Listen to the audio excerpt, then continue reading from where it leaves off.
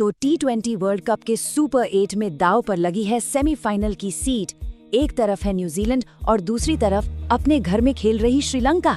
अब सवाल ये है कि कौन किस पर भारी पड़ेगा। आइए इसका जवाब आंकड़ों में खोजते हैं।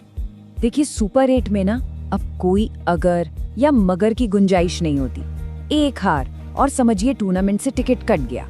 तो ये जो मुकाबला है ये एक तरह से नॉकआउट ही है, जहां हर एक गेंद, हर एक रन की अपनी कीमत होगी।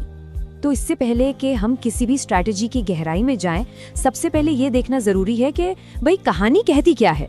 मतलब इतिहास किसके पक्ष में है और हाल फिलहाल का फॉर्म किससे फेवर कर रहा है।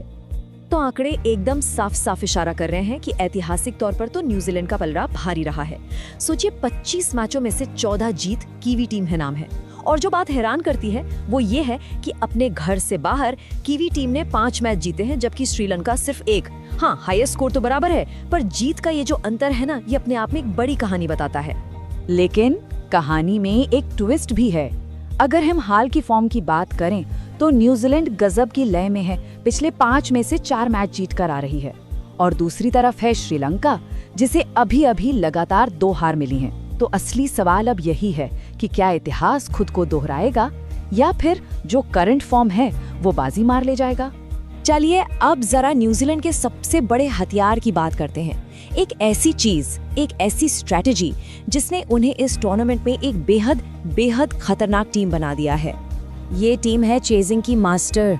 न्यूजीलैंड ने ना टारगेट चेस करने को जैसे एक आर्ट बना दिया है। ग्रुप स्टेज पर नजर डालें तो पता चलता है कि 170, 180 जैसे बड़े बड़े स्कोर भी उन्होंने सिर्फ 15 से 17 ओवर में, मतलब बहुत आसानी से हासिल कर लिए।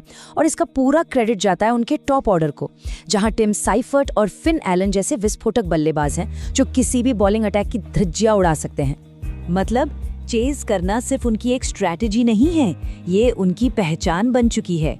ये वो टीम है जो प्रेशर में बिखरती नहीं बल्कि और ज्यादा मजबूत होकर सामने आती है। पर सवाल ये उठता है कि क्या इस जबरदस्त मशीन में कोई कमजोर कड़ी भी है, वो एक चीज जो हर विरोधी टीम के दिमाग में चल रही होगी।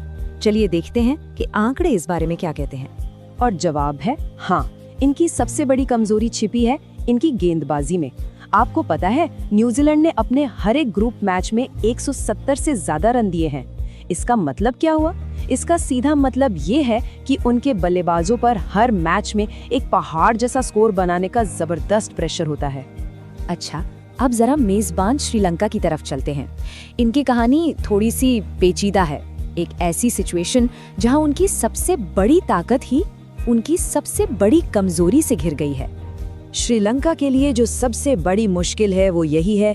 देखिए, उन्हें कोलंबो की स्पिन फ्रेंडली पिच की नस नस पता है, लेकिन उनके 2 सबसे बड़े मैच विनर गेंदबाज वानिंदु हसरंगा और मथीशा पथिराना दोनों ही चोट की वजह से बाहर है।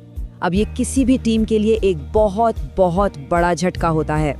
तो ऐसे में अब सारी की सारी जिम्मेदारी टीम के सीनियर कंधों पर आ जाती है। गेंदबाजी का पूरा दारोमदार अब महीश तीक्ष्णा पर होगा।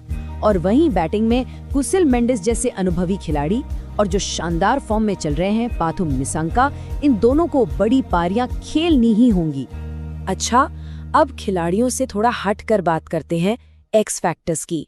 मतलब वो चीजें जो मैदान पर तो हैं पर टीम का हिस्सा नहीं। आर प्रेमदासा स्टेडियम की परिस्थितियां मैच के नतीजे को कैसे बदल सकती हैं, क्योंकि यहाँ सिर्फ खिलाड़ी नहीं खेलते, मैदान और मौसम भी अपना खेल दिखाते हैं।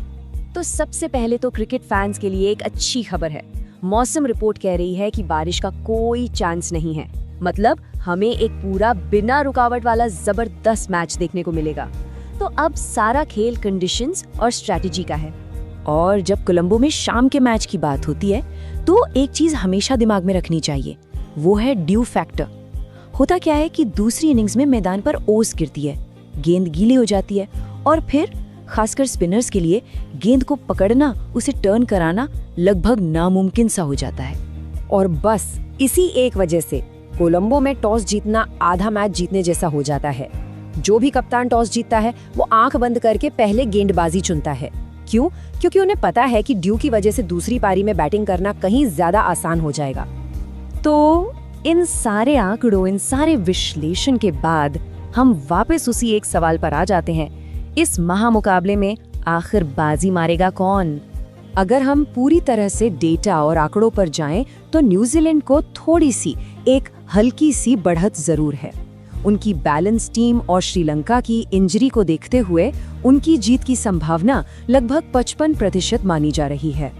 और यहीं पर आके ये पूरा मैच टिक जाता है। आखिरी और सबसे बड़ा सवाल यही है कि क्या घरेलू मैदान का ज्ञान और वहाँ की कंडीशंस आंकड़ों पर आधारित इस नुकसान की भरपाई कर पाएंगी? एक तरफ है न्यूजीलैंड की डेटा ड्रिवन मजबूती, तो दूसरी तरफ है श्रीलंका का होम एडवांटेज। सच कहूं तो ये मुकाबला सिर्फ दो टीमों के बीच नहीं, बल्कि रणनीति और परिस्थितियों के बीच एक जबरदस्त जंग होने वाला है।